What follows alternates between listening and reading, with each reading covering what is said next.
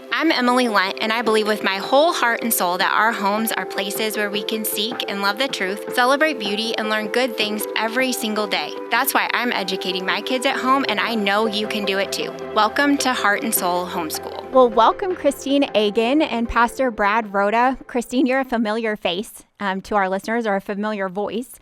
And Pastor Brad, you are new to us here, but I'm just absolutely thrilled to have both of you together because you guys have been on quite a journey together over the last year or so. And I'm so excited to share that with our audience. So if you haven't listened to the episode that we did with our friends at Making the Leap and Christine last week, I encourage you to go back and listen to that, maybe before you dive into this one.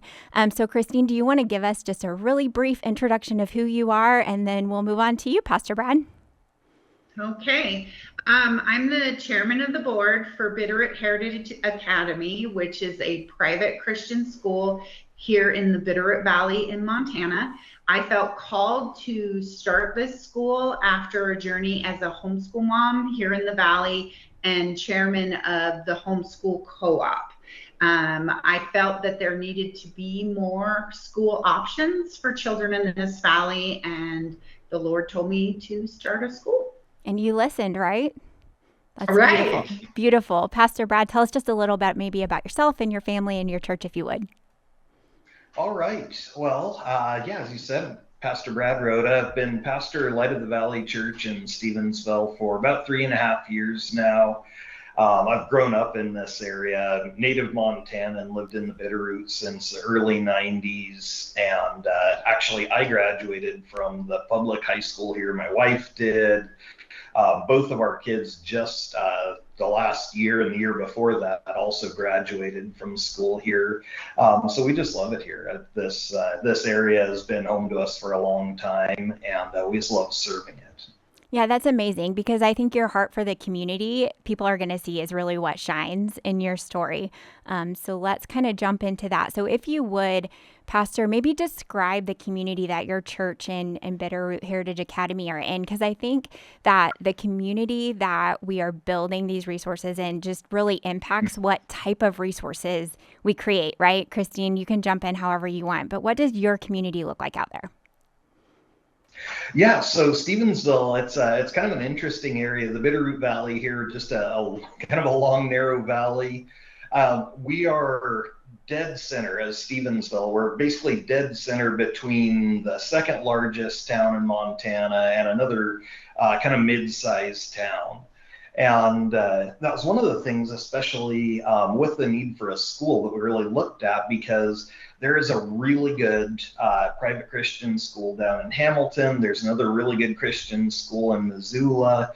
And I know for my part, my kids went through public school here because we really didn't have an option. Mm-hmm. It was 45 minutes one way or 45 minutes the other way to get them to one of those schools. And that's really hard to do for the average family. Absolutely. And yeah. So Stevensville, it's about 2,200, 2,300 people as far as the town itself, with a whole lot of us that live outside the town. That's the area that's really been growing. And there's just so many in this area that don't have that option. You have very few parents that can manage the time or even the finances to be able to drive those long distances. Right. The commute is a huge deal. And so, Christine, I know that you told me that played a huge role in the calling that you felt to start a school in the exact spot that you did. Yes.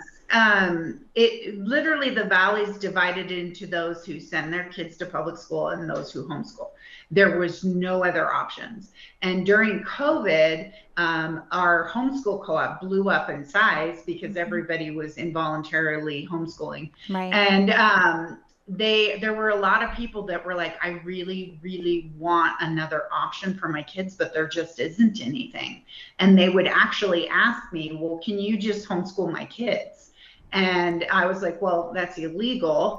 But I was like, there should be another option. And that's where this vision for Bitterroot Heritage Academy was put on my heart. Okay, so that kind of sets the stage, right? So this vision is being put, I think, straight from the Lord into Christine's heart. And then Pastor, Christine told me that you had started to feel like you wanted to get involved in the community, led to get involved in the community, and then maybe it had something to do with the schools. What was that like for you at that time when the Lord started kind of calling you to look to see what might be out there? It was amazing. So we really had it on our heart that there was a need for something like this, and we had even been brainstorming as a church about doing something like this, putting something out there. And just as we were kind of starting to look at those ideas, all of a sudden we heard about this school that had started up in the area. And so we thought, well, maybe, maybe we're thinking the wrong age. And we started looking at other options like being a satellite campus for some of the Christian colleges. And we just never felt like any of those were quite the right decision. And the school had started up at another church, and they had a temporary location there, and then we heard they were actually looking for a permanent location while we were brainstorming over what to do here. And it was just immediately clear that this was the perfect opportunity to really serve our community. And it's just been a massive blessing ever since. Yeah, so you were actively on the lookout. And did I understand correctly that you actually met one of the teachers that worked at the school who told you about this need, Pastor? Well, actually, we had. My wife worked with one of the teachers at Okay. the school, but aside from that, it was actually the former pastor's father-in-law who goes to a prayer meeting with Christine's husband, Okay. Russ. And so they were talking about it, and I'd known him pretty well, and so he passed along to Russ that there may be another church that was interested and had room. And so he came to me about it, and I met up with Russ, and gosh, it was just a perfect fit. It was exactly what we were really hoping to be able to create, and here it was basically placed on our laps. Yeah, that's amazing. Well, Oh, go and ahead, at Kristen. the time, we were literally meeting in an auditorium. The church that we were temporarily meeting in didn't even have classrooms.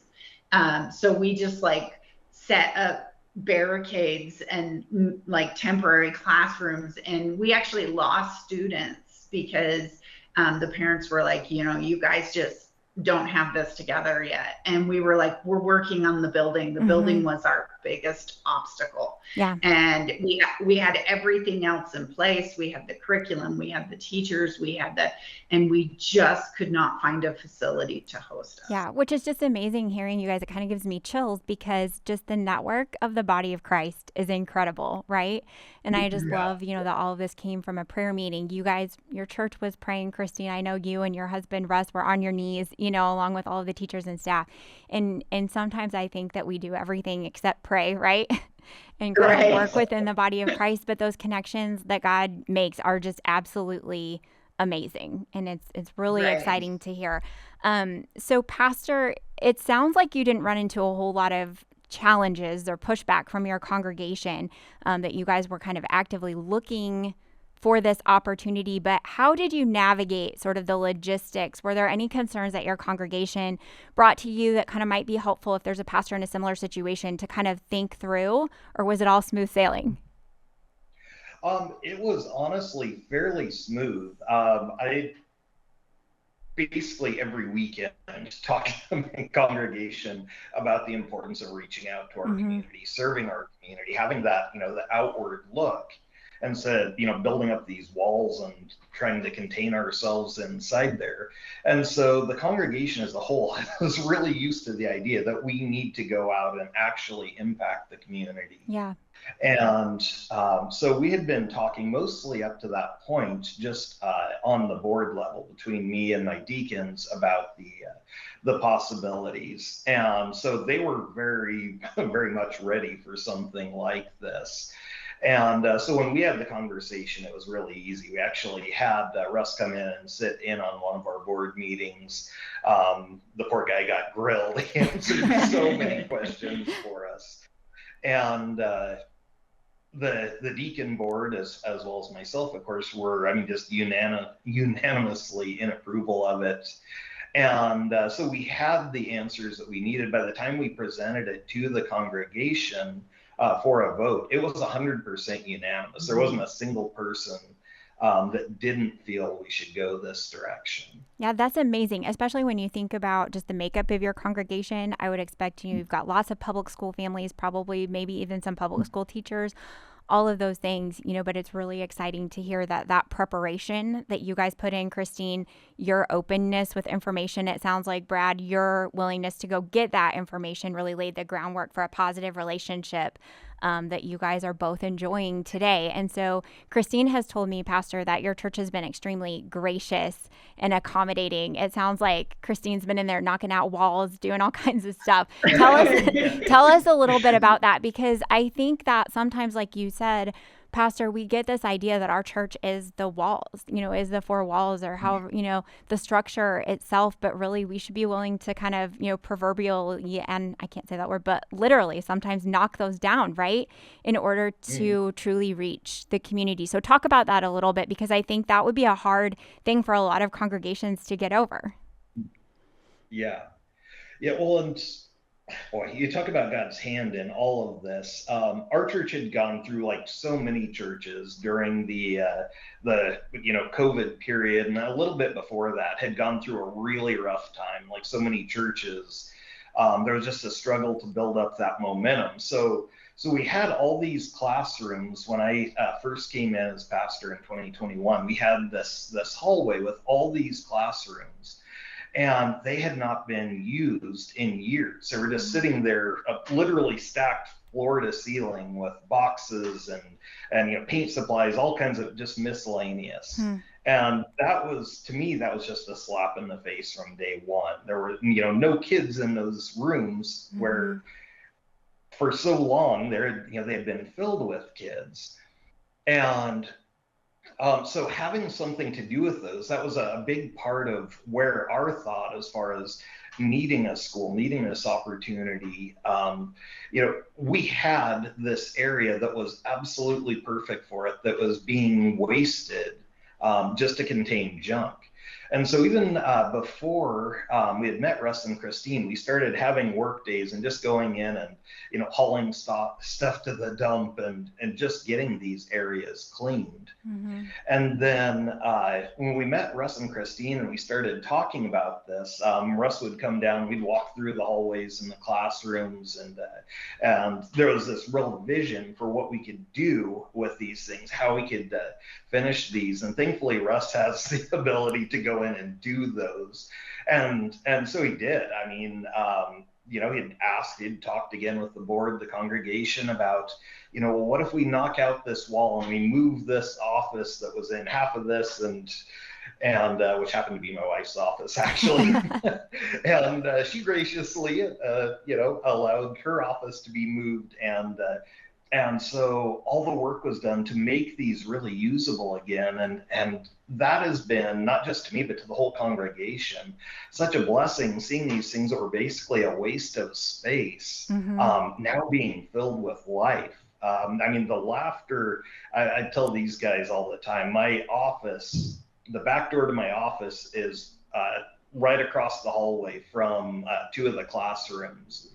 And all day long, I hear the teaching and the laughter and the joy going on in those what were just empty hallways, and were empty all week long. And like I said, that was, to me, that was a slap in the face, and it's absolutely a blessing seeing that life back in there now. Yeah, what a beautiful example to all of us, just to be open-handed with the resources and the gifts that God's given. It will look different for all of us, whether it's our church building or our personal resources, because it does bring about good and beauty, doesn't it? And you just touched on something, that your church was sitting empty.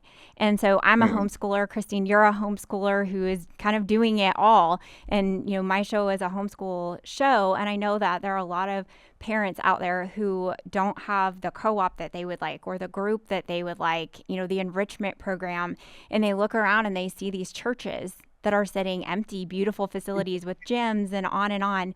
And so your example, Pastor, and the example of your congregation is an encouragement to us all. And I think that this conversation that we're having is just a really great thing that I'm hoping that the homeschooling parents who are listening, who might be thinking of starting something, church leadership and say, hey, look at our beautiful building that is sitting empty all week. And how can we use that to reach our community and to reach the next generation? It's so, so powerful. And I'm so glad that you're here sharing it with us. So, yeah, they were beyond gracious. I mean, how many places would let you take out walls and move people's offices and so that we can, I mean, there was one day we showed up and the kids had done sidewalk chalk on the front of the church, and I was like, oh no, they're going to be so upset. They wrote their Bible verses in sidewalk chalk, and Pastor Brad came out and he goes, and I love this. I love that our church has life again, and that you can see these Bible verses written in chalk on the sidewalk in front of the church. Yeah. And it just was nice to not be worried that, oh, we're going to ruin this relationship, that they share this vision with us of what we're trying to do. Well, and to the contrary, you know, those kids will feel the openness and the love and the impact of, you know, your witness, Pastor, and your church. I mean, that they will carry that with them their entire lives. And I think just the impact that attitude, that heart disposition will have on the future generations is just absolutely incredible. So let's shift gears just a little bit, because Christine, I know we've talked about how it truly was really difficult to find a location. And you told me, you shared with me that you would call pastors, they wouldn't call you back. Some of them would tell you that they were afraid of losing their tax exemption status, just lots of excuses, afraid of offending public school families, on and on. And so, Pastor, this is something that we hear all the time, and I know it's a tricky topic. Is education something that you guys are talking about as far as, you know, the life of your church, families, young families in your church? Is this something that you are promoting, the benefits of a Christian education within your congregation? Oh, absolutely. I mean, the Great Commission, right? We're told to go out and make disciples of all the world, baptizing in the name of the Father, Son, the Holy Spirit. And, you know, sometimes we think about that as, you know, something that applies just to the, you know, the adults out there. But the schools, you know, our public schools, and thankfully we have a pretty good public school system here compared to what a lot of schools or, you know, a lot of areas are going through. But still, these schools have access to teach our kids 99% of the things that we really aren't in alignment with. And we really can't do a thing about it. You know, we can push, we can try. And I sat down, as I said, my kids both went through public school, and we had a lot of talks with them. There were a lot of questions that they'd come home with, that things that they know that's not how they had been raised, they weren't in agreement with, but that's what their school was teaching. And you know, that's one of the important things here, is that we've got to reach out to these young people. We've got to be able to, you know, share the truth with them.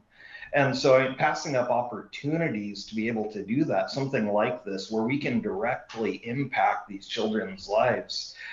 It is, you know, I would say it's worth about any cost. We've got to be willing to do that, you know, as churches, as families, and, you know, and it is a big investment. I know Russ and Christine invested massively in this. There's always, you know, the schools, or the churches, you know, there are those concerns. And honestly, one of the easiest ways to go about doing this for us, without, you know, worrying about so many of those, you know, tax exempt status kind of things. One of the biggest things for us is, you know, we're not charging. We don't charge them rent to be a part of the church. We have this space, and you know, and they help, you know, reimburse the, you know, the increase in, you know, and electricity, those kind of things. Utilities and that kind of thing. Yeah. But this is a gift of your congregation to the school and to the community. And I love what you said, that really, you know, this is worth any cost. So, you offend somebody within your congregation, which you don't want to do, but this is so important that you are willing to take that risk. And so again, awesome example to families and pastors and churches out there. And we appreciate it very much. So we are going to have to wrap up here, but really quick, I want to kind of give you guys an opportunity. So if there's someone out there like you, Christine, who are approaching churches wanting to partner with them on a great opportunity to either start a homeschool co-op, a homeschool resource center, or a Christian school like you're doing, any tips or encouragement, kind of tricks of the trade as they approach a church or a pastor? Well, the big thing that I've learned from this is finding a pastor like Pastor Brad who is community focused and missionally minded, and speak to him more from that point of view. We need to be building the next generation, and the next generation of the church is children. And we continue to lose our next generation because you get Sunday with church, and then you get the whole week being taught the opposite of it. And so my approach to church has changed a little bit to, are you building your next generation of your church building? So yeah, I think, and I'm sure a guy like you, Pastor, that was probably really thrilling to hear that when you're looking for a partnership like that, to hear someone else who gets it.